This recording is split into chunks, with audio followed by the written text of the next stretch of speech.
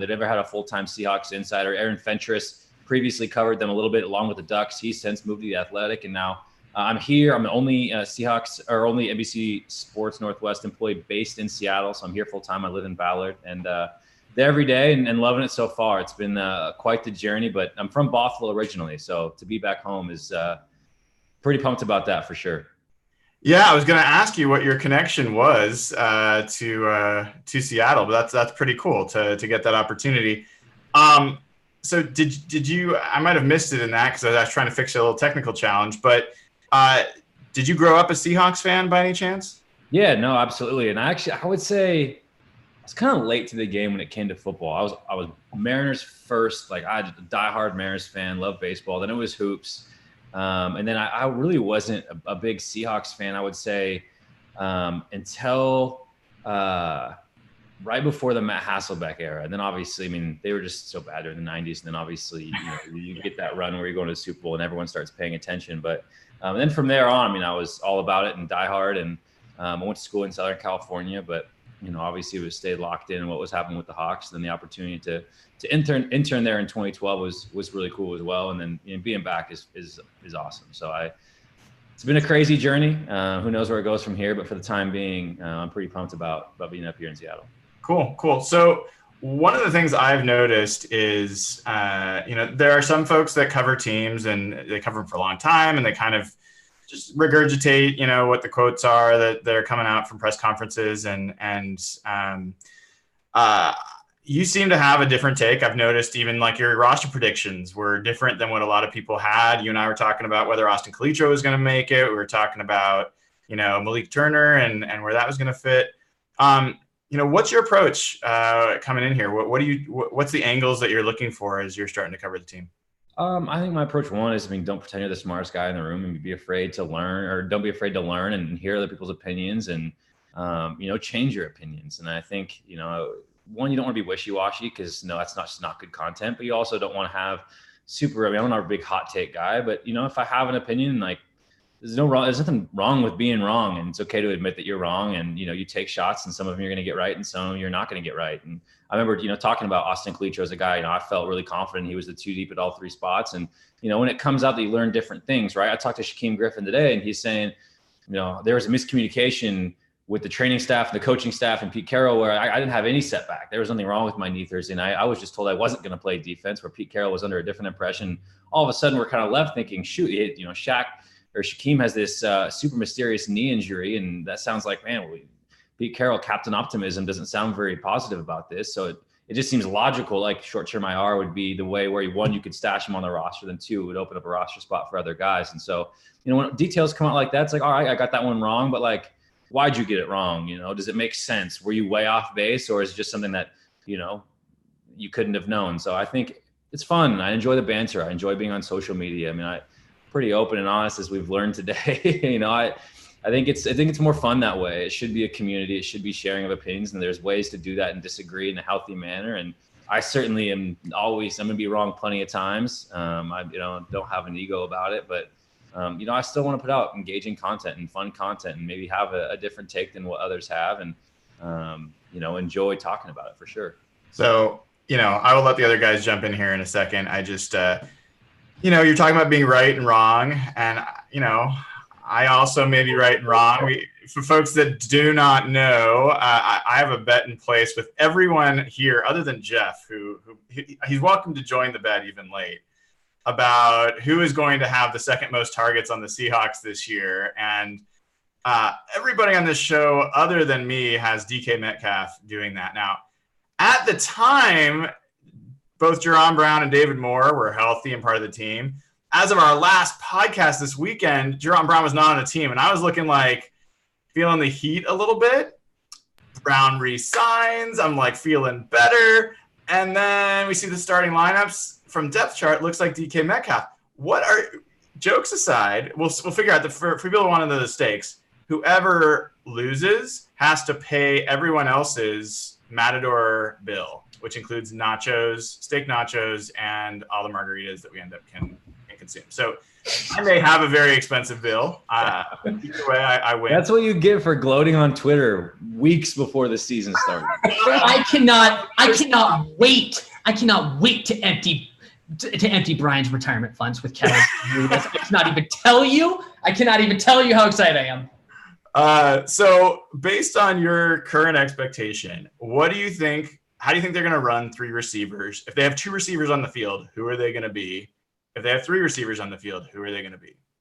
Yeah, I think for stars and wins 2, I think it's going to be DK and health permitting, obviously, and then it's going to be Lockett. And then I think you throw Jerron Brown in 3 receiver sets, and maybe throw Tyler Lockett in the slot, and maybe you give Ursua some runs on 3rd down where you feel like you can get beat a guy in quick 5-yard out and get that done, move the chains for you. I'm interested to see how they use him early on. I think it's going to be sparingly to begin with. But the reason why I said that, and I feel so confident about DK being the number 2 guy, is that, I've covered the NFL, was my 6th year, which by no means makes me the end all be all. People have been covering the NFL for far longer, but there's just a standard rule when it comes to rookies. And it's like undersell, cool down the hype, pump the brakes on all that.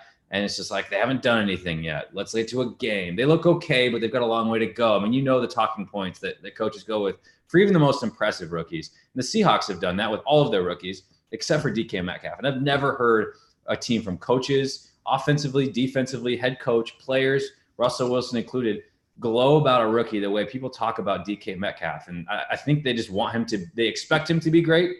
I think they expect him to be great right now.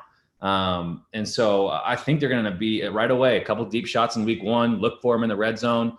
And I don't think they're going to be insane numbers, but I don't think it's going to be a huge bar to clear David Moore and Jerron Brown. I think today I put in my mailbag 45 receptions, 715 yards, 5 touchdowns, I think is a pretty safe floor for DK Metcalf, assuming he's healthy for all 16 games. Joe, I have 2 very, very important questions for you. Number 1, have you seen DK Metcalf in person with his shirt off? You don't have to answer that, Joe.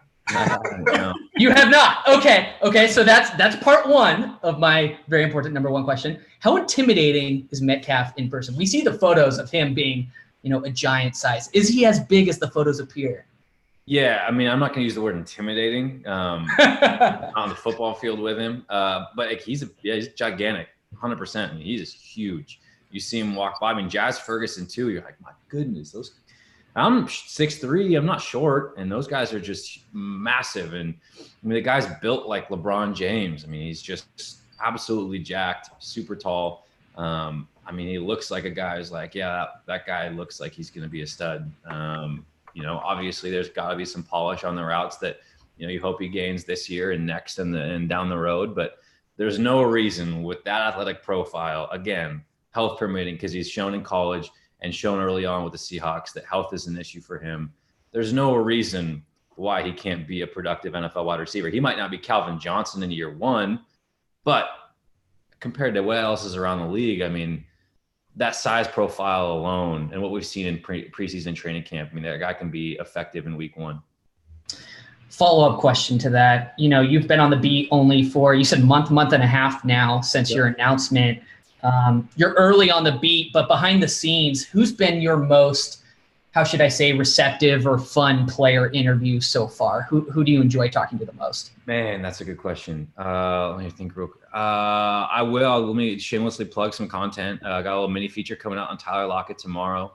He was super gracious with his time, gave me 40 minutes, and really going to pull out a 3-part series. One on his he's got a really unique approach with how he one approaches the game, and 2 approaches being a number 1 receiver, being the go-to guy if he feels pressure, expectations, all that. 2, he's kind of a renaissance man. He's got a lot of outside interest, and a lot of that stuff's out there, but got to take a deep dive on what he likes to do away from football. And 3, just what he does in the community and how he impacts his community in Tulsa. So I really enjoyed talking with him. Had a good conversation with KJ Wright today for a story coming out tomorrow. I asked him early in the season, early in training camp, he was saying, we're going to have to blitz a lot because we don't have another choice, kind of acknowledging the pass rush might not be what it's been in years past. And I said, all right, well, now you have Jadeveon Clowney. It looks like Ansa's going to be ready week 1. Does that change? And he says, nothing changes. We're still going to go about this. We're still going to be aggressive. We're still going to be a part of the pass rush from a blitzing standpoint. And just kind of the mechanics behind that, whether they're called or instinct plays, or you're just, letting your eyes, make your reads for you and kind of go on instinct. So I think those two so far have been a couple of really entertaining conversations that I've had. And so far, everyone's been really welcoming and kind. And I haven't come across anybody who I haven't enjoyed. Both Griffin brothers are great. It's a really neat locker room from what I've experienced so far. Similar to what Evan said, I'm sure you had a perception of Pete Carroll in this program and Russell coming from all those years in the Niners. What's been the biggest surprise that just didn't expect coming over here? I'm going to be honest. I don't know if there's anything that's surprising. I think I was, an intern here in 2012, Russ's rookie year. So you got to know kind of the Pete Carroll isms and how Russell Wilson was. And, I think what you just get, because when you're kind of from afar, if you're not a fan of the Seahawks or cover the Seahawks or around it every day, there's a part of it that can seem kind of phony. It's like, my goodness, like no one's that optimistic, but it's like, my goodness, those two guys are that optimistic. And, when Pete Carroll's at the podium today saying, I feel more locked in and connected throughout this offseason and going into this year than I feel like I've ever felt. And he's like, I'm sure I've said that before, but I really do mean it. And, you can feel just how invigorated he is. And with Russ, he's authentic. He's authentically optimistic, and it's wild. And you think like, this guy's got to be putting on an act, putting on a show, and he's not. And, why does Pete Carroll call it the program? That's a college thing, but my goodness, he is so dedicated to that program and what he believes in and what he and John Schneider have established. And the results and the way they've never had to rebuild. They've just keeping retooling and moving forward. To me, is you can't help but respect it. Whatever your opinion is on either of them, I don't know how automatically you don't just say they have my respect because of what they've accomplished. I guess follow up to that. I'm from Toronto. I know a bunch of fans. Unlike the other three guys, most of their buddies are probably Seahawks fans. My buddies are all fans of different teams. Okay. I got a buddy who's a Niners fan. He's so pissed, like you switch sides. How's your Twitter reaction been? Like you pulled the reverse Richard Sherman.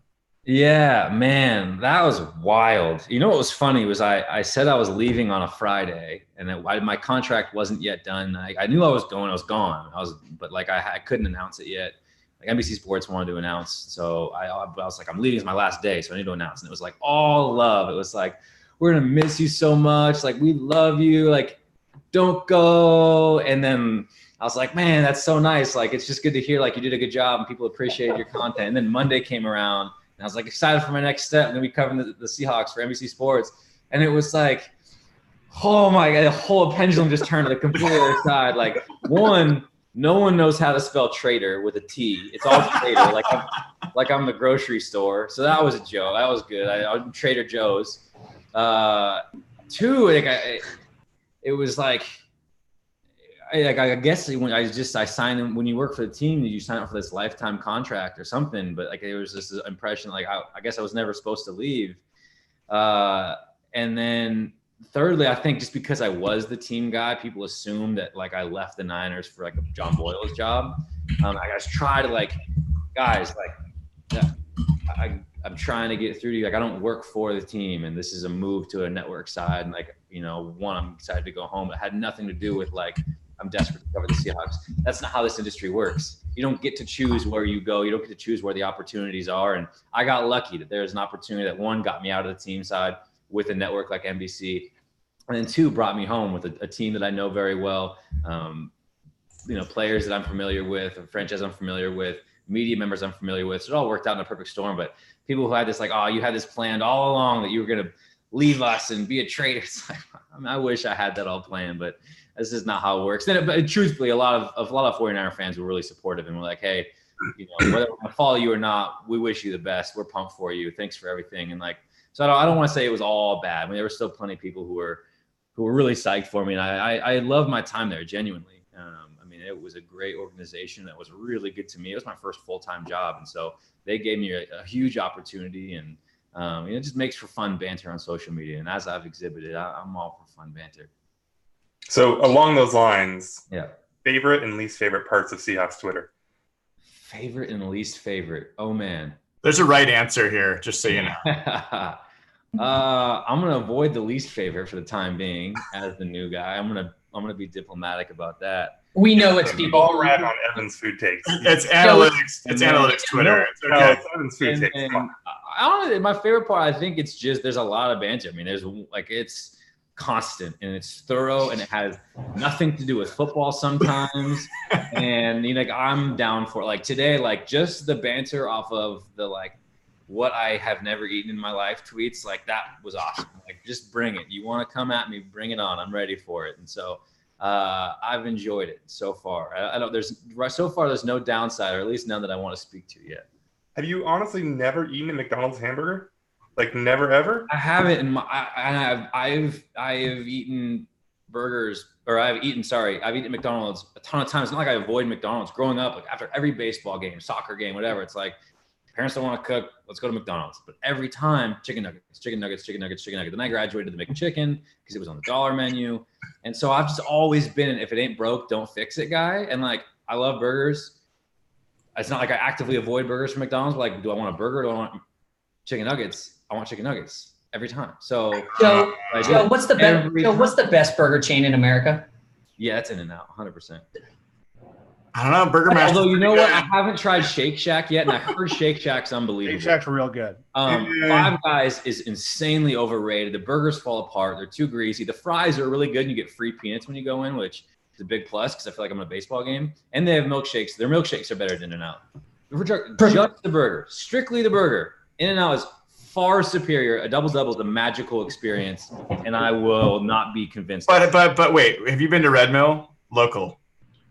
I went to Red Mill a long, long time ago. But does that count? That's like a burger. Well, I'm just saying you got to bring that in. Thing. Evan's allergic to peanuts, so he can't do it. Half the things you were just talking about. But like, you got to bring Red Mill back into your rotation and then come back to us and tell us what you think. Okay. I had Ballard Brothers recently, and I had Little Woody's over the weekend. Little Woody's was really good. Okay. But Burger Master, though, we have to stand Burger Master. One of the sponsor of the show, Burger Master. It's not a double-double, Brian. It's not a double-double. Okay, I agree with that, but it's the best burger chain from the state of Washington. Let me get back to you on that.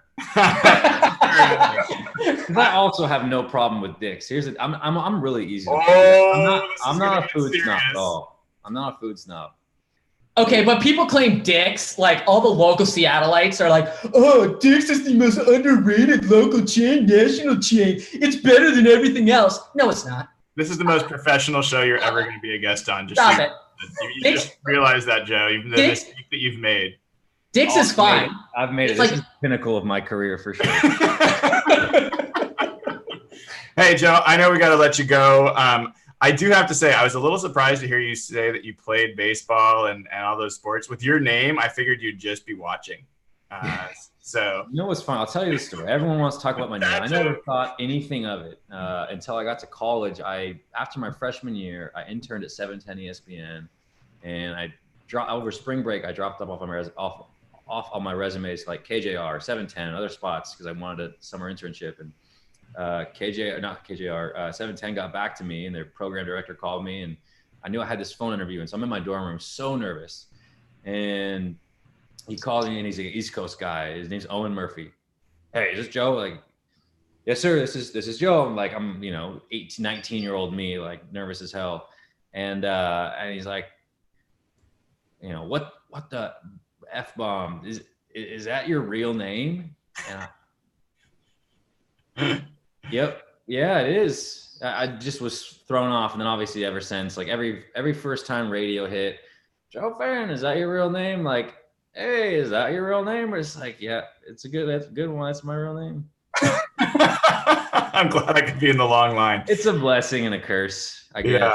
It's unique. It stands out, but like, yeah, the jokes write themselves for sure. Although Joe Fantasy is a go-to fantasy team name, so it makes that easy. Nice. Last quick question. Yeah. Who starts at nickel corner? Your prediction? I think it's going to be Perry. I think they traded for him. I think Pete Carroll likes him. I think Akeem King maybe, but I would assume it's Perry over Ugo. I don't think they would trade for Perry if it wasn't, or if they felt like Ugo's our guy, we're going to throw him in there. They might see Ugo as more of a safety. Interesting. Again, who knows? That's my take. I think when you trade for a guy, they did it with Coleman a couple years ago. What year was that? It was 2 years ago? 2 years ago. I think there's a reason for it, right? And I mean, John Schneider, I don't care if they're 7th round picks. They're not trading away draft picks unless they feel like it's a guy who can help them. And that, especially that late in the game, you know, I would expect him to be the guy. Awesome. Hey, Joe, thank you so much for coming on. Tell folks where they can find you and anything they should be looking for coming up from you. Yeah, on Twitter, Joe_Fann with 2 N's. And then find my stuff at NBCSportsNorthwest.com. And then tomorrow morning, dropping a cool little mini feature on Tyler Lockett, kind of a season preview / a look into how, you know, one of the go-to guys or the go-to guy for Russell Wilson is approaching this year. I'm pumped about it. He was really great. Love you guys to check that out and share it. And honestly, fellas, appreciate you guys having me on. Would hopefully get the invite back again at some other point to talk food, football, or whatever else is on your minds. Awesome. Hey, Joe, thank you so much. Have a great rest of your night. Hey, you got it. Thanks, fellas. Appreciate it. Take care. Well, that was interesting, guys. I think especially the Perry Nickerson take. That was one of the things I kind of picked up in one of the press conferences was Pete Carroll, I think today, said something along the lines of Justin Coleman played 42 snaps in his, you know, first game, you know, without much practice. And he was referring to, like, he was talking about Ansah and Clowney and how much they could play. But the fact that he picked the nickel corner that they traded for the week before the season and mentioned that he played in that first week had me wondering if Nickerson could be in there. And that'd be pretty cool. I would love to see someone other than Akeem King in that role if possible. I see the smile, Nathan. Hi, what do you do? It's missing a piece. It's like a bit. Yeah, I know what's going on, I think. No, leave it. It's great. I love it. It's distracting, though. There it is. All right, this is weird. What we're talking about, nickel cornerback? Yeah, I mean, I think very good. I mean, he started 2 games last year. I think he could step in and play. Sure. I'm rooting for Ugo, of course, but it sounds like maybe they really are looking at him mostly as a safety. So, yeah. Well, any other reactions you guys had from stuff we heard from Joe? Anything that was a surprise or interesting? He is very confident in DK Metcalf. I think, you know, 750 yards as a floor is a little extreme. But, you know, he's still new to Pete Carroll. Yeah, well, there's that. But again, like, I have to go find that old tweet where somebody went and looked at, like, what age 21 receivers had done. And, like, if you look at all the ones that caught more than 500 yards, they're like there's 11 of them, and they're all Hall of Famers. And I don't know that any of them, like, got significantly over 600 yards. So, yeah, if DK, you know, catches, 45 balls for 750 yards, holy shit. Yeah, right. I mean, I think it was telling. His confidence did not seem to come from him just, like, reading the tea leaves or his interpretation of DK Metcalf. I think he knows what he's been hearing and who he's been talking to, and I think he feels on pretty solid ground making that call. And let's face it, I mean, even in the first or second training camp, one of the things I wrote in the notes was they're giving him number 1 receiver treatment. He was, like, not involved in the special teams drills. He was over on the side doing what Doug used to do, which was catching passes from the quarterbacks. And they've treated him differently. Hopefully that all works out. But there's a lot of evidence that seems to back up that the team does feel that way about DK Metcalf. And if so, think about it, guys. I mean, you got DK Metcalf, who was the hype early on. Then you started getting, hype around other players. Marquise Blair started popping. Cody Barton started popping. It's kind of gone. Amadi obviously got some hype. Gone all the way now Jadeveon Clowney and Ezekiel Ansah getting hype. Poona Ford obviously got hype. Think about how many guys have started to get attention, and now who knows? Come Sunday, DK Metcalf could be the story that maybe nobody's talking about, but becomes the story of that game. So, all right, I got to amend my previous comment about it's wide receivers age 21 that caught more than 600 yards, and the list is 17 long. They actually go well over 600 yards. So Randy Moss did it, 1,300 yards, Hall of Famer. Mari Cooper, did it 1,000 yards. Obviously, looks like a very good player. Mike Evans, 1,000 yards, very good player. Keenan Allen, 1,000 yards. Sammy Watkins, 982. So there's one that's kind of, and Watkins might be an interesting comp for DK really. But then you have Juju Smith-Schuster, Josh Gordon, DeAndre Hopkins, Percy Harvin, Hakeem Nicks, DJ Moore, Jeremy Maclin, Antonio Bryant, Kenny Britt, Kenny Stills, Andre Reed, and somebody named Ricky Natil. I have no idea who that is. Oh, Ricky Natil. Yeah, Nice. that guy. Yeah, you're dating yourself a little bit. But anyways, Cool. obviously, if DK can, belong on this list with these names, he's going to have a lot of, real good things ahead of him. Restate, that's the list of people under Age 21 who Age caught 21. for 600 yards or more. 600 or more. Yeah. Yeah, that's it. I mean, that was a pretty, almost everyone on that list was a good player, for their career. It wasn't just a flash. Yeah, I said Hall of Famers. That's probably that's too extreme, but definitely Pro Bowlers and All Pros across the board. All right. So it's week 1, guys. Let's go round table here. We'll start with you, Evan, and go to you next, Jeff. What is your number one area that you're looking at when you're looking at this game coming up this weekend? Where's your eye going to immediately be following? Yeah, that's a really good question. I think a lot of people are going to be focusing on the defensive line. The defensive line is actually, I think, going to have a good game. The Bengals offensive line is one of the worst offensive lines in the NFL. They drafted a center last year with their first-round pick who's already lost the starting job. It's really a bunch of has-beens, tryhards that basically were never good. So I think the defensive line will have a productive Sunday, and if they don't, that's really concerning. But the group that I'm actually most curious to watch is Shaquille Griffin and Trey Flowers, and whoever starts at nickel.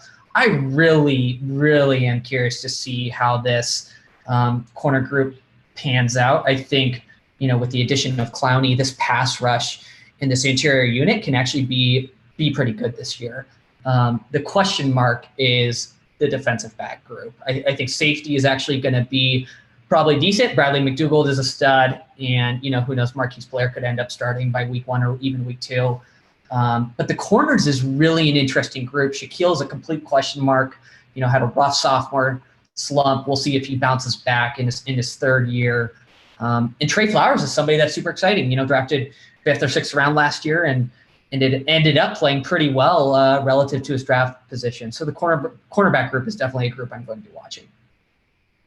Jeff, how about you? Yeah, I think Evan brings up a good point that the corners are probably what could make the biggest difference in the season in terms of that looks like the biggest weakness along with free safety. But to me, I'm not going to overthink it. It's definitely Clowney, a little bit Ansah, but I'm going to be watching Clowney. Evan mentioned it. Their left tackle is in concussion protocol, Cordy Glenn. They're missing their left guard, I believe. But I'm just so excited. I'm still over the moon about that trade. I still can't believe that actually happened. I'm still buzzing like we were on Saturday afternoon. And the more highlight, I don't know if you guys have seen any of those Baldinger videos of Clowney last year. There's plays of him just tossing Quentin Nelson and tossing Tyron Smith. The Seahawks really haven't had a guy like this since I've been watching the team. And we remember how good Averill and Bennett were. These guys are just different kind of athletes. They might not be as productive as Bennett, but just having a guy like Clowney, anytime he's on the field, it's just, I don't know how we're going to take our eyes off him. I'm so excited to watch him play. I was excited for this season. I was super excited for this game, but this has taken my excitement levels to completely different places. We said on Saturday, their upside is just completely different with a player like this. What's your expectation of where he's going to line up? I think it's going to be the 5 technique. I think he's going to play there. I don't know what they'll do with him, base package versus nickel plays, but I think he's going to play 5 technique. And I think maybe Ansah plays more Leo. I think he'll line up probably on the right side of the line. And he'll play a lot because runs is one of his best aspects. So he's going to play a lot in base downs, and they're going to have him pin his ears back and rush the passer. They're probably not going to get very complicated with him and stand him up a middle linebacker and some of the stuff they did with him last year. I think they'll ease him in, play him more of a base 5 technique, rush off the edge on 2nd and 3rd down. And I think he's going to be in there a lot of plays. It sounds like he's very healthy. get to you in a second here, Nathan. You're up next. But Dwayne Brown had a great interview today, and one of the things he said that I hadn't even let my brain conceive of was, oh yeah, he can line up against the guard, which, play inside, which I knew he could do, and people have been saying he can't, but I think it makes a lot of sense that he can. He's like, yeah, we could put Clowney right next to Ansah. I'm like, holy crap. That would be really fun to watch. And that could be a real handful for, a side of a line to deal with. We've seen that highlight of Cam Chancellor knocking over Eric Winston so many times. Clowney does that pretty regularly. If you watch his highlights, he just throws offensive linemen, throwing Quentin Nelson over. That guy might be the best guard in the league in 1 year. Watching him just toss him over, I was pretty astounded by that play. I didn't know he was what you remember Justin Smith from the Niners, so the kind of stuff he used to do. He just blew up blocks, and Clowney is that with a lot more athleticism. Yeah, absolutely. So Nathan, where is your eye going to be? What's going to be your focus point come Sunday? The things I'm most excited to see are obviously Ziggy and Jadeveon, and then DK. I can't imagine that there's any Seahawks fan that those two aren't the top two things I'm most excited to see. The things I'm most interested to see is, like Evan said, the DBs, see how the corners look, see what happens at nickelback, see if Ugo gets any run. I'm interested to see, I'm excited to see DK. I'm interested to see what DK can do along with the other receivers. Just to see where that group is right now, because after Tyler, it's kind of underwhelming. Obviously, there's a lot of potential, but there's a bunch of question marks. Yeah, absolutely. And I mean, I'm right there with you guys. I have thought about it probably, 10 or 15 times since the trade about the moment when he gets announced on the Jadeveon Clowney gets announced in CenturyLink Field and what that stadium is going to be like. It's just going to be electric. I mean, I think the timing of this trade, the lopsidedness of this trade, the position that he plays. I mean, I think you could argue the Seahawks fans have not had a defense where they could really get behind as much as I think that there's a reason to get behind this defense for a few years. I mean, you've got Michael Kendricks and Bobby Wagner, and everyone knows about KJ Wright already, but Clowney and Ansah, I think it's not unreasonable to say that the two pass rushers they've got on the edges could be the two best they've had during the Pete Carroll era. They have the potential to be the best. I mean, Michael Bennett and Cliff Averill are fantastic, and they're the best until somebody knocks them off. But I think, if Ansah stays healthy and performs at his level he has, I think there's a chance that these guys could be better. So definitely looking forward to seeing that. I'm also, I cannot wait to see Poona Ford. I think this guy, he's going to be in the shadow a little bit, and he could end up just blowing up in this game. I mean, against that interior line. And then definitely nickel corner. I'm super curious. I think if you're looking forward, that's how that position plays could have a huge impact on how the ceiling or floor for this defense. And if Nickerson looks like he's potentially decent, if that's the guy that plays, it's a big question mark, a really big question mark that gets answered. And all of a sudden things start snapping into play. So those are a few. I would also throw out, I'm hoping against hope that the team uses CJ Prosise as a third down back or as a 2-minute back, and that they find it. Did Evan leave? Evan just couldn't even handle that part of the conversation. But when he gets an idea in his head, he just can't get off of it. I know. I would be disappointed if all the snaps went to Penny and Carson and they didn't look for a way to at least find out if Prosise could give them a little bit more. So those are some of the things. Jesus Christ, we're on this again. We are. We're absolutely on this. Dude, you might as well play him while he's healthy because, he could hurt himself after. You want to play the fourth best running back on the roster? Now you're changing your argument because you never You tried to make that case before. You know he's the second best running back on the roster now. Now you're just worried that he's going to play, and you're going to have to eat it the whole year. Durability is a skill. Yeah. We're not going to go down that path. So yeah, go ahead, Nathan. He could get the same run that Davis got, right? I mean, they did juggle 3 guys, and Davis was their 2-minute guy, and so I hope to God Shoddy finds a little bit more creative ways to use him than asking him to run like 2 yards past the line of scrimmage and turn around. But I think that even if that's the case, he'll do more with it than Mike Davis will, for as long as he's healthy. Exactly. That was going to be my next point. We all talked about defense, corners. I think that one of the things I guess would be next on my list is I'm interested to see how they run the offense. I thought they did more progressive things on early downs when the first string offense was out there. I don't know if I was misleading or you guys might have, but I thought they looked a little more interesting than they had looked last year. And we'll see what happens when Pete takes over and his instincts take over. But I'm interested to see if it's the same offensive last year or they start to open it up a little more, right?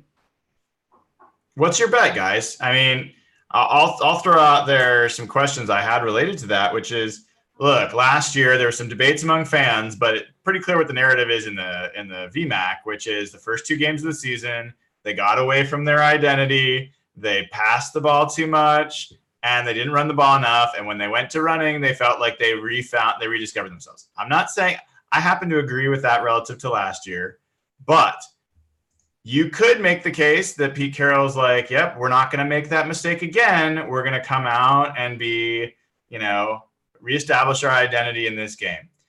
Or you could say, they're going to take the step that Jeff's talking about, and they're going to look a little different. If you had to bet, we'll start with you, Evan. What do you expect to see from the offense in terms of how the plays are called? That's a really good question. I'd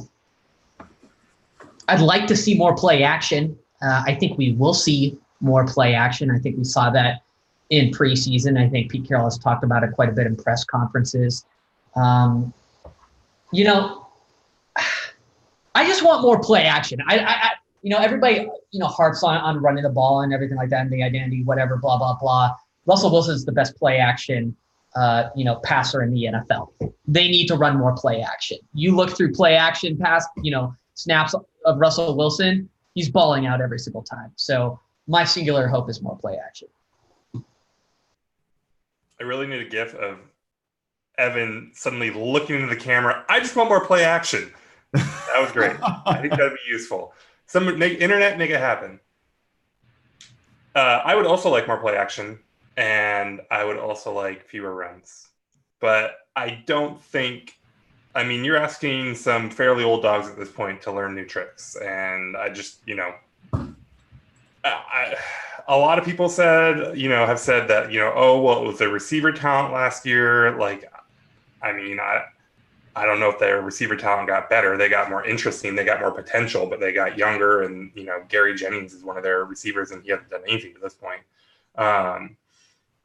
People said that it was the offensive line. I don't know. People made a lot of excuses for the way they called plays last year, but I think the fact of the matter is it wasn't that out of character for them, and they were very vocal about it being their identity. So I would expect them to do what they did last year. You guys know that Russell Wilson was 5th in the NFL in percentage of passes that were play action, right? Yeah, but more. Just saying, they do it when they pass. They are a heavy play action team. So I think you guys are saying you want them to pass more, and you want even a higher percentage. They were at 31% play action on dropbacks. Jared Goff led the NFL at 35%. So you're talking about a 4% difference. It's meaningful, but it's not like. I think that this is one where I would think this is one where coaches and nerds could align a little bit, and coaches could really push the limit on play action. I would love to see a team run more than half of their passing plays out of play action. I don't know what that's going to look like necessarily, but everything that we have points to play action being very good. And I think play action, last year was the league big jump in the number of plays that were play action. I think I could be wrong. And I would love to see coaches continue to push that and just see how much they can do it.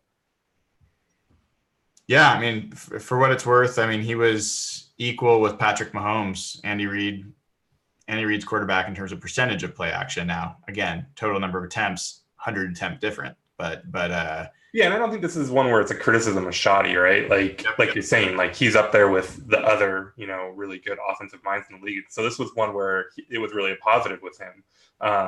But I just think that all the coaches in the NFL can push this a lot more, and it'll be interesting to see if they do. Jeff, what about you? I know so you're saying, you brought this topic up. You said that you noticed some things that seemed different in preseason. If you had to bet, how much of a change are you expecting to see in that first game this week? If I had to bet, I would bet very little.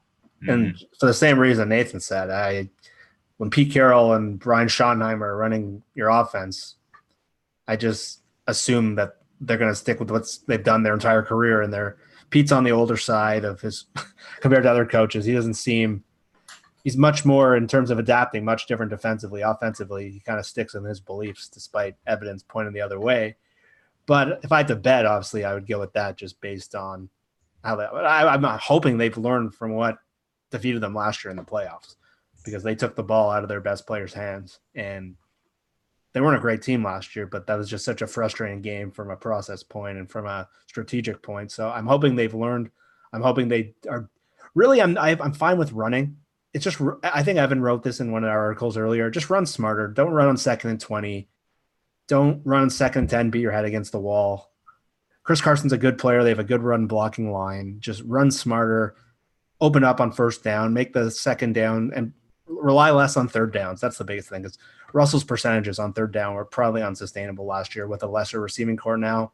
I'd like to see them just play smarter overall. And yeah, play action on 1st down. Do that as much as possible, because this is kind of a sketchy receiving core, and they're not going to win typical one-on-one routes all the time. So throw deception in there. That's going to open up things for the tight ends, for Jerron Brown, who's probably not the kind of guy who's going to win a lot of one-on-one routes.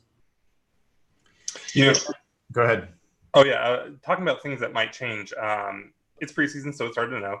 But Ben Baldwin, friend of the pod, wrote an article the other day about talking mostly just about sacks and how they're primarily a quarterback stat more. And I think a lot of people think of them as offensive line stats, but they're at least, mostly or primarily, or, the first person to blame is really the quarterback in most cases.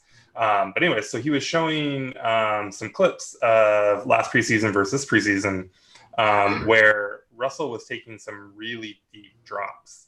And in comparison to this preseason, where he was taking much fewer of those, especially at a shotgun, he was taking like 5 steps drops at a shotgun, and then Ifedi would get obliterated because he was so deep at that point. And so that could be a change where that could be an indication of a change where maybe they're going to do the same thing, but maybe they're going to try to be mindful of that, and they're going to tweak that a little bit and be careful about what position they put the tackles in. I thought that Russell looked pretty good in the preseason, just in terms of like pocket awareness and all that. So he may be unlearning some bad habits too, just actually having a somewhat stable line in front of him now for over a year. So Russell's stats are going to be a big thing to watch, and I think play calling and Russell are big factors in that. Yeah, it's interesting you bring that up. I mean, I 100% agree about Russell looking better. Like, he looked more confident, more crisp. And I'm not even above, assuming it's beyond maturation with knowing Schottenheimer's offense and their communication. I think, this is the first year that he's got no known haters or like people on the team that kind of like subtweet him in some way. And he might just be like finally able to take the reins as the leader of the team without having to look over his shoulder. And whatever it is, I noticed a difference. And, I do a thing, I've started to do a thing the last couple of years where I do a rough scouting grade for each position on the team and compare it to where they were last year. And if 5 is an all-pro and all-pro is top 2 or 3 at the position in the league, and a 4 is a Pro Bowler, one of the best in the conference, I had Russell at like a 4.5 last year, and I think it's realistic to that he might step into the 5 range. He might be one of the 2 best quarterbacks in the game, or one of the 3 best quarterbacks in the game this year. I mean, do any of you guys feel like that's just total homerism and unrealistic, or do you think that's possible? I think it's 100% there for him. I mean, and really, it's just like what we're talking about here. It's just the sacks, right? That's really the last hurdle for him. It's what hurts him most in things like QBR and the advanced stats. And so if he can, for whatever reason, whether it's just maturation in Shoddy's system, better play calling or tweak play calling from Shoddy, or just more confidence in the line, or just like he does just generally like a little bit of a different person than he was a few years ago, whatever it all might be, if he can get that under control, then yeah, I mean, he's got as much talent as basically any quarterback in the league. So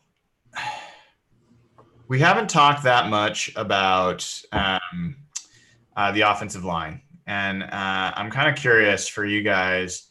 Story here is Mike Iupati has been injured. First he had the ankle, he's in a boot, then he got out of the boot, and then he's appeared to injure his calf, and that's actually what's been keeping him out. His ankle supposedly is okay, and he went through walkthroughs today, and there's some indication he's trying to get back this week. First question to you, Evan. Do you want to see if he can, like if he feels like he can play, do you want to see him play this week? Or, would you prefer to see Ethan Posick get that start this week?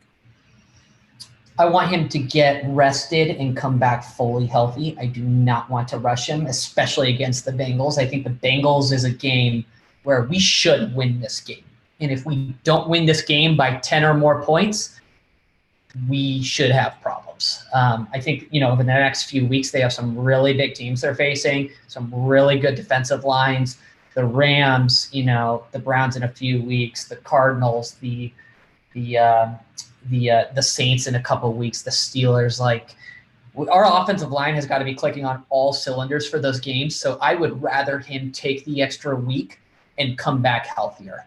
Posick is, I mean, it's not going to make or break the game. I don't think, the difference between those two types of players. And I just think we need Iupati for those upcoming weeks. Jeff, where are you at on this? How do you want to see them handle the line situation? I'm the same way. Iupati has like serious durability issues over the last couple seasons. It's hard to expect them to play 16 games. So Posick has looked good in preseason, albeit we've said that before. He's a better pass protector, which is what we're all hoping for, than Iupati probably is.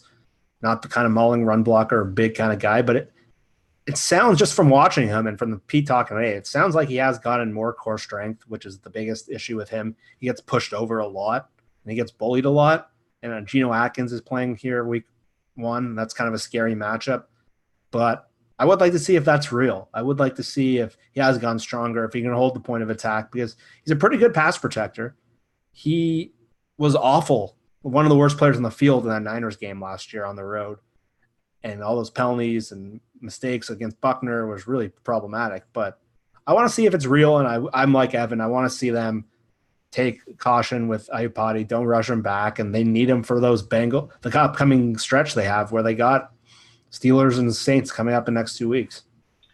So, Nathan, the Seahawks are favored by 9.5 points in this game, which should make Seahawks fans feel pretty uncomfortable. I looked back. There's been 2 times in, I think, Seahawks history that they've been favored by 9.5 points in week 1 at home, I think it is. Maybe it's ever in the first week of the season. And the 2 games were 2014 against the Packers, and they covered that. Actually, sorry, no, it was against the Dolphins in 2016. That was when Russ hurt himself. Oh, that was the worst game. By 10.5 points, and they won 12-10. Awful game. And the other game was starting against Geno Atkins in a game that is the same point spread or similar point spread to that Dolphins game. Though that wasn't week 1, but that was a similar situation. They were 9.5 points favorites to the Lions in 1999 and lost that game 28-20. And I think that was Mike Holmgren's first game as coach of the Seahawks. So they've not had a good track record when favored by this many points. What do you think if you're trying to stoke fears in the hearts of Seahawks fans? What's the story of how the Bengals rise up in this game? Where they potentially have an advantage where they could take a game here? I mean, I think I just said it. I think their hope is that Atkins demolishes Posick and rolls up on Russ's ankle or something. Like, I mean, this Bengals team does not look very good. Like, I mean, and they weren't very good last year. So I'm scrolling through their roster right now, and I mean, maybe John Ross gets it together, and they've, that Dolphins game, same thing, right? Didn't Stills get loose on them a couple times? Mm-hmm. I think, Yeah. I think he got missed a couple times by Tannehill. Right. He was wide open. Yeah. So there you go. Maybe it's just a repeat of that Dolphins game where something terrible happens and John Ross is running free and suddenly they lose. I'll be pretty surprised if they lose this game. I mean, it's the NFL and given Sunday, yada, yada, yada, but like 9.5 points seems about right. So. Yeah. Evan or Jeff, Tyler Eifert. I mean, the last time the Seahawks played the Bengals, they were up 24-7 in Cincinnati. Anyone remember that game? I hated that game. Gave it away in the 4th. It was Kerry Williams was covering AJ Green. Was that the year where we collapsed like multiple times in the 4th quarter? Yes. Gave up a bunch of leads. But man, I don't know if you guys remember, the Bengals were really good back then. That was one of the best teams in the NFL. Like they had a run of drafts which was very good. Like they had Marvin Jones and Sanu at receiver. They had Whitworth at left tackle. They were loaded on defense. That was a good Bengals team. And the Seahawks were right there. Like that was just the worst game. I remember they were up 24-7. I hated that game. Yeah, and I've been watching Bengals Twitter. Reliving that game is one of their best memories. It's definitely not one of our best memories.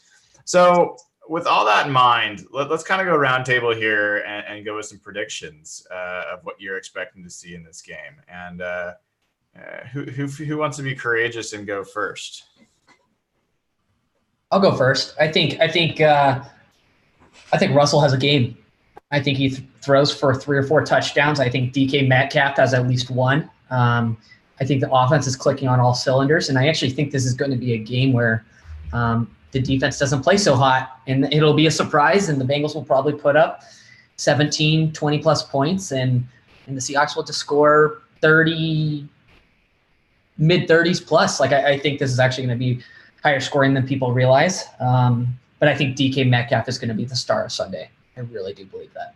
Well, so let's do this. You kind of did it. Your bold prediction for what's going to happen. DK Metcalf, 2 touchdowns. DK Metcalf.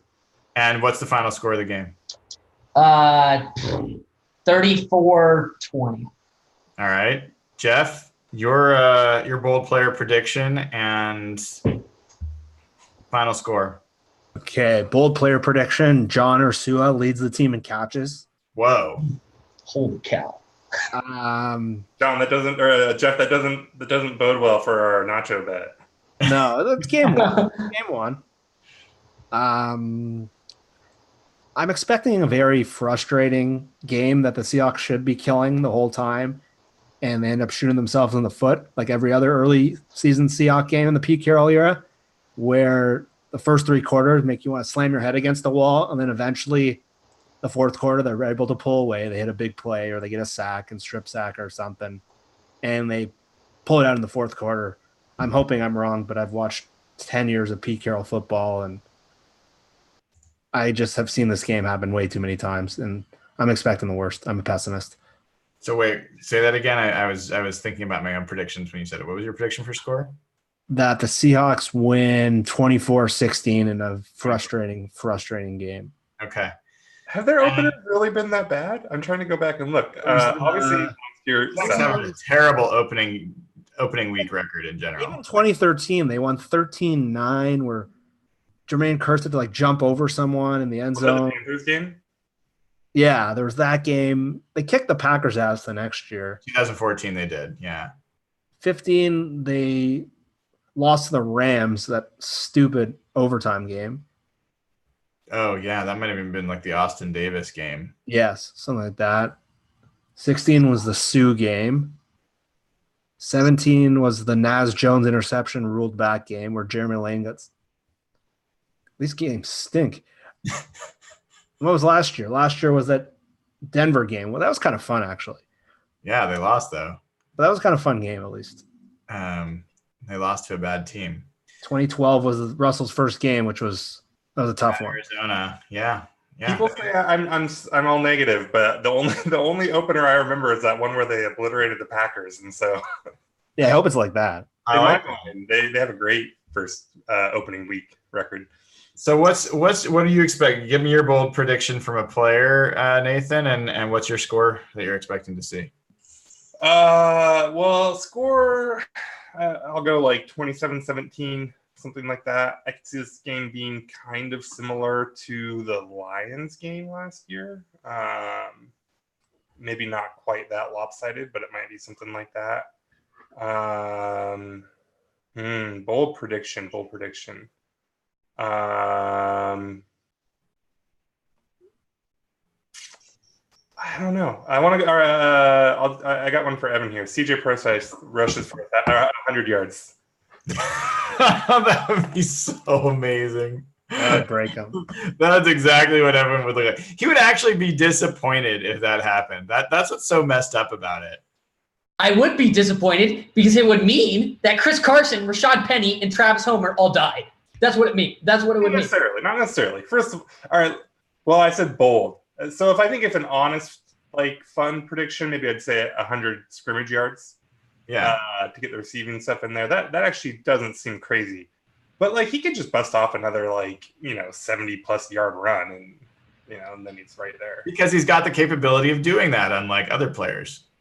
Yeah, and last one rep and then get injured for the rest of the year. Oh, yeah. So I'm going to go with maybe something a little bit more, maybe a little less surprising. I think Jadeveon Clowney is going to get 3 sacks. I think he's going to go off, and he's just going to have a crazy first game. And if I was going to add one more, I think Poona Ford is going to have at least 3 tackles for loss in this game. So I think the defensive line is just going to eat on Sunday, and I think it's going to be fantastic to watch. I tend to be conservative with opening week because of all the things that Jeff said and all the Seahawks. It's not just Pete Carroll era. It's just always tough opening week. But at home against this team with the makeup of the Seahawks team, I've got the Seahawks. I was going to go 29-17. So Nathan and I are pretty similar. And I think the Seahawks win pretty comfortably. Minor little tidbit, one of those oddities, the Bengals last year were winless when they scored less than 22 points, and the Seahawks were undefeated when they held their opponents under 22 points. So 22 points. Let's keep them under that number, and the Seahawks should be in good shape. Is 29 a missed extra point from Jason Myers? I don't know. That wasn't on my mind. I'm thinking Jason Myers is going to hit a 58-yarder or longer field goal on Sunday. All right. I think that's possible. So, yeah, I mean, honestly. We're just going to ignore that Jason Myers and Blair Walsh had basically the same preseason for the Seahawks. We're just going to players can get better. Did you know that, Nathan? No, players don't change, actually, Evan. Yeah, haven't you heard this? Players improve. despite what the spreadsheets may say. Players don't change. Possible. Yeah, but kickers really aren't players. Go ahead, Jeff. That kickers really aren't players. Maybe they're outliers. I will say, speaking of kickers, I will rest a little bit easier if Michael Dixon looks like Michael Dixon come Sunday. Like, hopefully he doesn't even get out there very often, but I want to see Michael Dixon punts that are of his quality. I was pretty jealous of the 49ers place kicker and the tackle he made on coverage, the Australian rules guy. Like, Dixon has got to represent Australian rules football a little bit better. I mean, the tackle we saw him have, like, he got flagged for, and he's got to bring that a little bit more. All right, guys. Anything else you wanted to cover before we wrap it up for the night? You still bullish on the Niners? That's a great question. I was going to ask Joe what he thought. Yeah, I was gonna. I wish you could have had a little more time. We'll have him on again for sure. We'll talk. But I wanted to hear him compare and contrast the two teams and the environments a little bit more and get a little more insight into that. I mean, look, the 49ers, they have, I think, a lot of quality on that defensive side of the ball. I think their secondary is decent, and I think their defensive line is really good, really good. So I think they could be tough.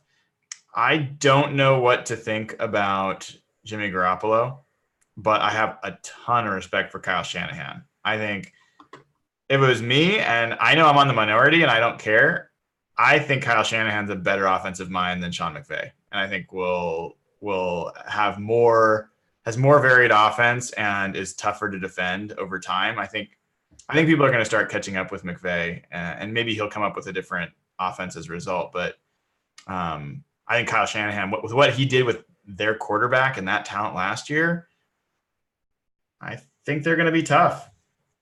But, yeah, what about you guys? They got to prove it.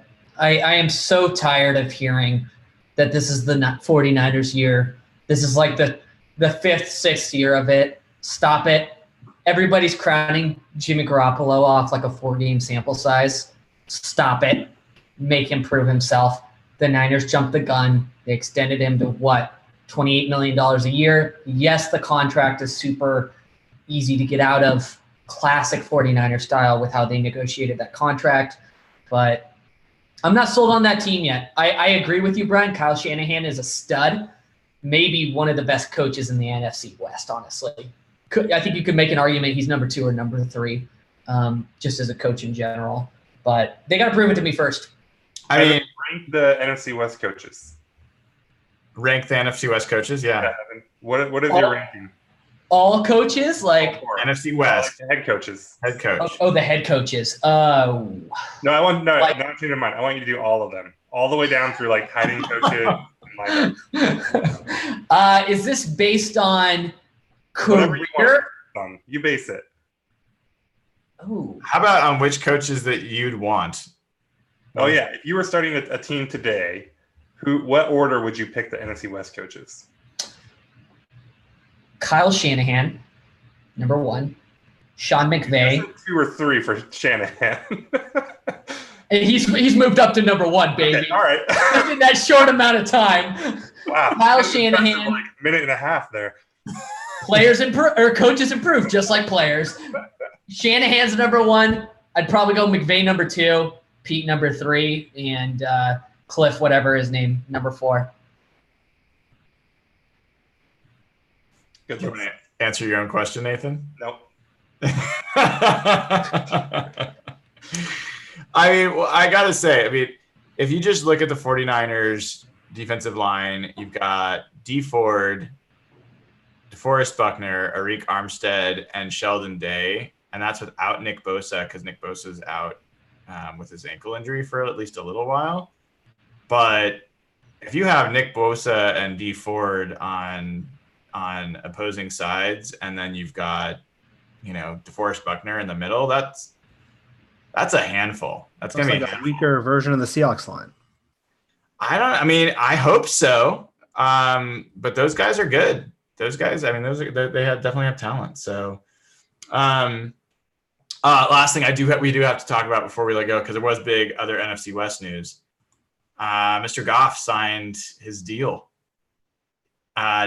Start with you, Evan. Anything that you noticed about the numbers or anything that stood out to you about that contract? Great question. Slightly above Carson Wentz in APY and guarantees. I believe it was just a few $1 million over. What was it? $110 million, I think, was the total guarantee on the deal that was reported. The rest of the contract structure has not been leaked or reported on yet. At least I haven't seen it. My short, quick thoughts are that's a lot of money for a player that I'm not sure will be very good moving forward. I mean, I'm not convinced that Jared Goff is like a top 10 quarterback. Like I think there's a good argument to be made that he's like top 15, but I really don't think he's like a top 10 quarterback. And investing that type of money in him, I mean, I get it. You're not going to let him walk as a franchise, but also as a Seahawks fan, I'm pretty happy. Yeah, Nathan or Jeff, we'll start with you, Jeff. What was your reaction when you saw the deal? I was pretty excited. I think it's so bad. It's true. Everyone's like, to give $32 million to him and all the money they're giving Gurley, I think you could argue this is the beginning of the end of them. And they're going to be tough because they got Aaron Donald. McVay looks like a pretty good coach. But I just don't think Jared Goff is – today I compared him. I think he's Alex Smith with a better system around him. And Alex Smith was a fine quarterback. He gave the Seahawks trouble over the years, but I just don't think he's a game-changing player. I think he's and once they can't pay all these receivers anymore and Andrew Whitworth retires, it's going to be interesting to see what he does. So I'm pretty excited. I wanted them to give him even more money. And honestly, it makes the Russell Wilson deal look so much better. I know people were like going crazy about that. The money isn't too different. It's a couple $1 million off. And just the skill between those two is remarkably different. I'm just hoping Goff is the kind of player we think he is, and he's not going to get better. Hopefully Nathan's right that players don't change, because then Jared Goff is just a guy who couldn't score any points in the Super Bowl. So, Nathan, I mean, I can't stand Jared Goff. Drives me nuts, and I love making fun of him because he just seems like such a doofus. But he's made some damn good throws. I mean, good offense or not, he's made some throws that have been pretty impressive from my perspective, and on throws that I wish he was not making, so I could feel like he was a lot worse. I think he's better than Alex Smith. But I guess my question for you, Nathan, is with that contract, with the Todd Gurley deal, which has got to be one of the worst deals in the NFL, with Andrew Whitworth contemplating retirement going into this year, decent chance he'll be playing his last season this year. John Sullivan, I think, already did retire, or maybe I'm wrong there. Do you think that it's reasonable to expect the Rams have peaked and that they are going to slide back over the next couple of years? Yeah, sure. I mean, one of the biggest competitive advantages you can have in the NFL is having a good or capable, in Goff's case, quarterback on a rookie deal. And they took a lot of advantage of that. They did a great job with it. And so their margin of error just got that much thinner, right? And yeah, I think they've peaked. I mean, they're going to deal with the same challenges now that the Seahawks have, though, right? So maybe it's more level footing than really like falling back behind the pack. We'll see.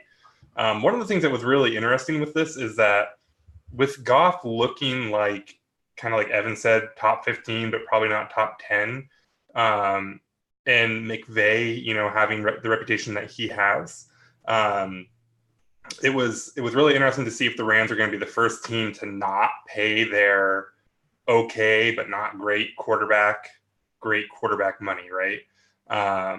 And they didn't. They chose to pay Goff, and instead of try to churn that position a little bit and see what they could do with just McVay coaching guys up and using that scheme.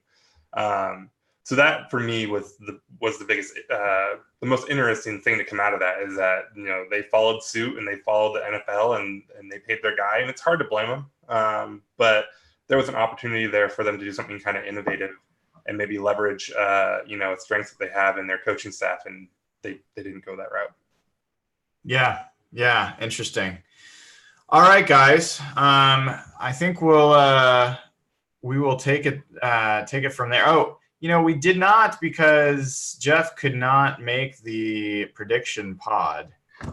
Can we go through really, really quickly? You guys have a few minutes to have Jeff go through and give us his predictions for Absolutely in the season. All right, hold on. I got to pull up the. Don't show Mars. Don't show Mars though. He's got to do it blind. Okay. All right. Hold on. One sec. So Jeff, hopefully you didn't. Maybe you probably did, but I listened, but I don't remember. Okay. Good. Nathan's voice was the dominant memory of that podcast.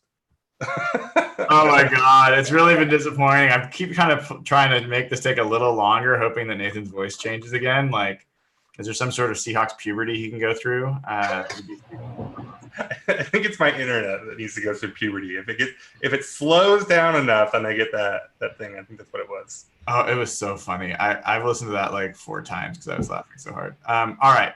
So Jeff, are you ready? Go. At home versus Cincinnati. We already know you said it's a win. Win. Okay. So at Pittsburgh, Sunday at 10 a.m., week 2. I say a loss. Loss. All right. Versus New Orleans at home, 125 in week 3. I say win. Win. Okay. Sorry, hold on. I got to change something here. Win, loss, win. At Arizona, 1 o'clock on Sunday. Win. Blowout win. Win.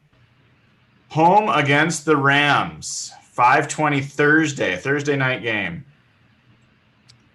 I'll go with a win. Win. At the upstart Cleveland Browns, week 6, 10 a.m. game. I say a loss. Loss. Home against Baltimore, 125 game. Win. Win. At the Atlanta Falcons, 10 a.m. game. I say loss. Loss. Home against Tampa Bay, 1 o'clock start. Win. Ugh, Bruce Arians. Oh gosh, I hate Bruce Arians. Thought about that. That's gonna be interesting. At San Francisco, Monday night game, 5 o'clock. Win. Win. Then after the bye, so this is week 12, at Philadelphia, Sunday night football, 5:20 p.m. I say loss. Woo. All right. Home against Minnesota, Monday night game. So we go from a Sunday night game to a Monday night game. This is win. Minnesota. Win. I like this pass rush against Kirk Cousins. Win. At the LA Rams, Sunday night. So man, we go. Listen to this. Actually, I don't know if you guys know this. Week 10, we go Monday night. Then we have a bye. Then it's at Philadelphia Sunday night. Then we go home on a Monday night. And then this week 14 is a Sunday night game. So 4 primetime games in a row. I don't think I've ever seen that. That's crazy. Yeah. All right. So at the Rams, Sunday night football. Loss. At Carolina, 10 a.m. game. Win. Home against the Cardinals, 125 start. Win. And home against the 49ers, 125 start. I'll say win. Win. All right. Do you have a rough guess of what you think you predicted for a record? 11-5, 12-4, somewhere in there. You are correct, 11-5. And interestingly, if I look through this, where we've had most disagreement, at Pittsburgh, 2 of us have predicted wins, Evan and I. 2 predicted losses, Nathan and Jeff. Interesting that 3 of the 4 of us have predicted a home win against the Saints. That's going to be a tough one. They've done well against them in the past. Yeah. And then let's see. We've got home against Los Angeles. Again, it's a 2-2 split. Nathan and Evan are predicting a loss. Jeff and I have them as a win. I think that's, a full coin flip game. I think at Cleveland, 3 of the 4 of us predict a loss. Nathan, the optimist, comes through with the win. I was talking to a friend about this. This is the kind of game that, like, Pete Carroll is going to be jacked and excited and whatever else. Pete Carroll lives to smack down like upstarts like this. He's going to be very excited to go out and ruin the Browns' day, and I think he will do it. I'll tell you, I have a lot more confidence in their ability to do it with this defense than I did a week ago, but I still got that as a loss. All of us have them winning at home against Baltimore. That's a tough team. That defense especially is really good. Yeah, I think they match up well.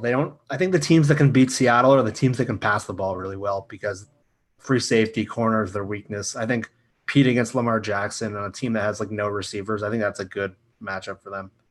I think we both had them losing to the Falcons. Well, yeah, 3 of the 4 of us have them losing to the Falcons in Atlanta. I'm the only one that's got that as a win. Let's see. What else? So for 2-2 at Philadelphia, Nathan and Evan have those as wins. Jeff and I have that as a loss. All of us are predicting that they're going to beat the Vikings at home. Monday Night Football, Vikings are a lot of people talking about as a potential contender. 3 of the 4 of us have them losing at the Rams on Sunday Night Football. Evan's the one guy that got that as a win. And then all of us have them finishing the season with a 3-game winning streak. So the 2 most pessimistic people of the 4 of us are Jeff and Nathan at 11-5.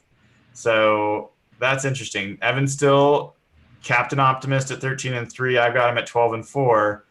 Jeff, what is the final game of the season that the Seahawks play in? What round? Oh, wow. That's a hard one. I say the divisional round in the playoffs. Divisional. All right. You and Nathan are like identical. Evan and I have them going to the NFC Championship. That would be awesome.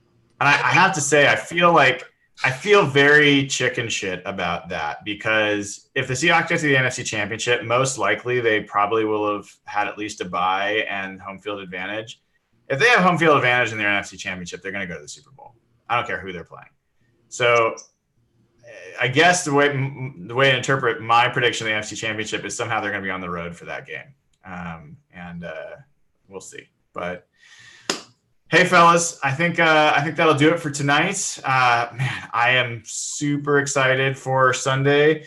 Thank you for everyone that tuned in. We've been getting a ton of new patrons. So, folks, if you haven't already, it's a great time to sign up. Patreon.com, patreon.com/hawkblogger. As we showed you today, we are going to be trying to get a bunch of awesome guests on throughout the season. You guys supporting us is a big part of how we can pull that off, as well as, it's Cable Thanos time. It is Rain City Series time. There's going to be a lot of great video content coming. Could use your guys' help getting things set up. And if not that, for whatever reason, give us a subscription on YouTube. Subscribe to the channel. Give us a thumbs up. Subscribe on iTunes. Listen to the stuff on Spotify, wherever you want to listen to it. And just tell people about it. Talk it up. And we'd appreciate your support. So thanks to everybody. Enjoy week 1 and go Hawks.